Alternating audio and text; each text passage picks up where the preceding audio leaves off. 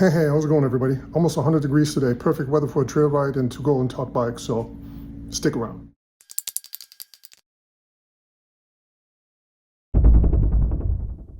Beautiful day today in Fats, South Carolina, Fork Area Trail System.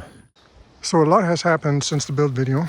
I switched the wheels between the Habit HT and this one, just because I wanted the wider tires with the wider wheels on my Habit HT, just because it has plenty of clearance for big tires. And on these wheels, I decided to run the maxxis dissector. The reason why I went with the dissector is because on these wheels, they have a really nicely rounded profile, which I actually like. I don't have a problem with it washing out or not gripping.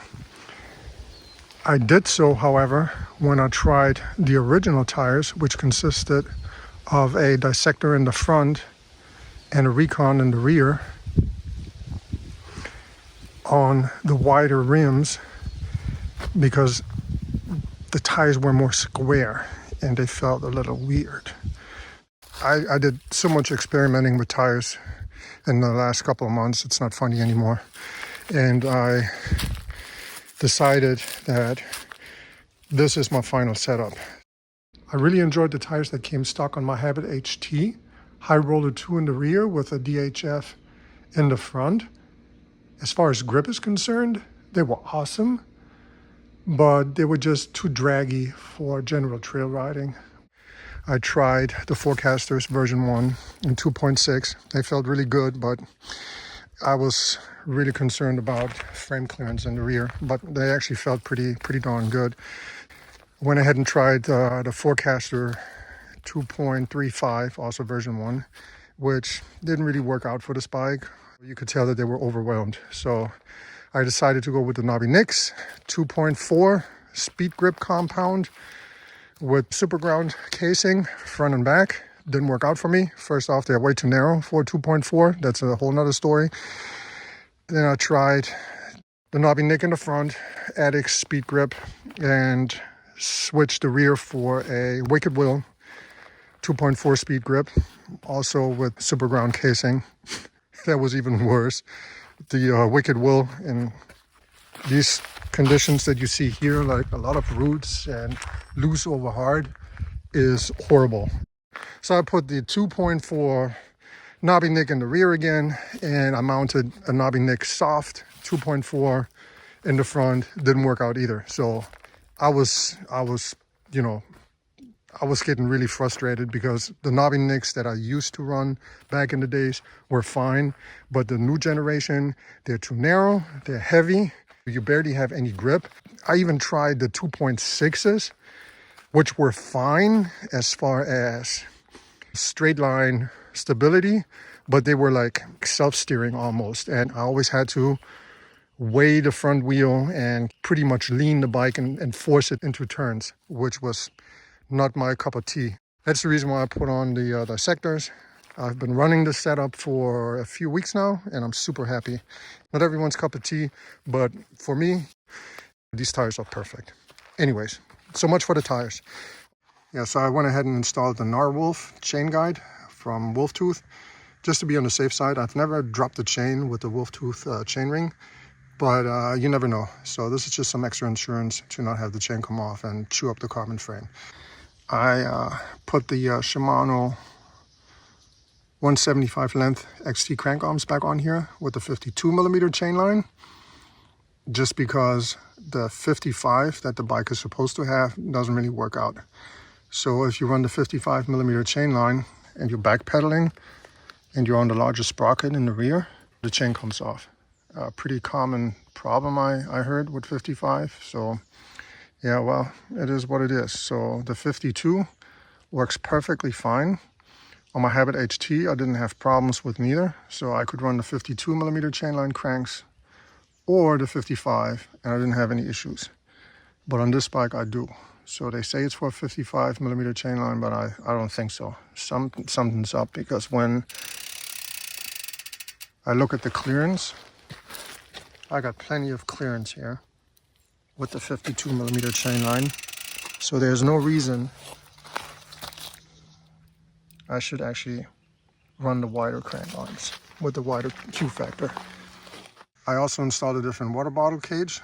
I installed a Cannondale nylon speed cage, and it has a really low mounting point, as you can see.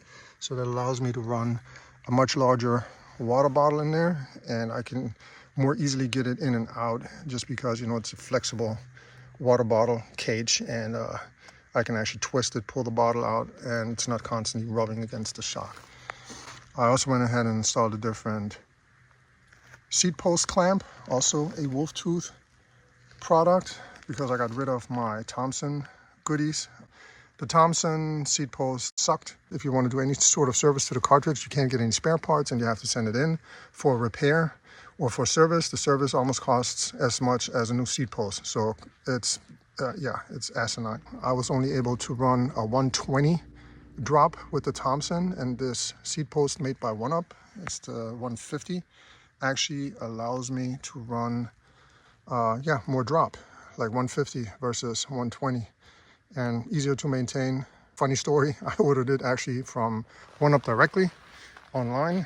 When they sent me an email with the tracking number, the next email they sent me actually was an advertisement for the version 3 seat post. So yeah, it is what it is. I also went ahead and installed some Shimano 4-piston XT calipers in the front and the rear. I'm running them with resin pads. Since I'm running the tires that have way more grip, I just like the modulation and the power of these brakes much better than the 2-piston. The 2-piston have too much of a on and off feel, and these you can actually modulate a little better. Next thing I switched was the stem. I went with a Spank. It's a little shorter and it has less of a stack height, so it allows me to run a spacer underneath it and bring the whole handlebar up just a smidge. The whole reason I actually switched the stem out is to make sure that when the handlebar spins around, it doesn't hit, you know, the brake lever doesn't hit the top tube anymore. I also went ahead and installed a different handlebar. This is a aluminum bar. It's the Spank Uzi 780. It's a 31.8 diameter handlebar. I just like it better than the 35. It has a little bit more compliance. So it's wider and made out of aluminum, but only a smidge heavier than the Thompson carbon handlebar. So it's a win-win. I went ahead and installed the same grips that I had before, only in black instead of the frozen gray. I got rid of the EV mounts just because even on the furthest inboard setting, I was always hitting my thumb on the levers, and I didn't like that. With the traditional clamps, it allowed me to dial it in exactly the way I want. So yeah, super happy with that. This is actually also wolftooth EV adapter handlebar clamp for shifters or like the dropper lever. You can use it on either side, left or right. Pretty neat. Also went ahead and installed a different Garmin mount. I went with the K-Edge stem cap mounted. The split stem is so wide that when I use the traditional Garmin mount that mounts on the handlebar out front, my Garmin was off to the side and that was driving me nuts. So having it centered on the handlebar satisfies my OCD. I also went ahead and installed these nifty little Jaguar cable housing clips. Looks much cleaner than shrink wrap or zip ties. So yeah, that's pretty much it. Super stoked with the setup. Can't wait to take it to Jared's place. Thanks for watching, and I'll see you next time. Bye.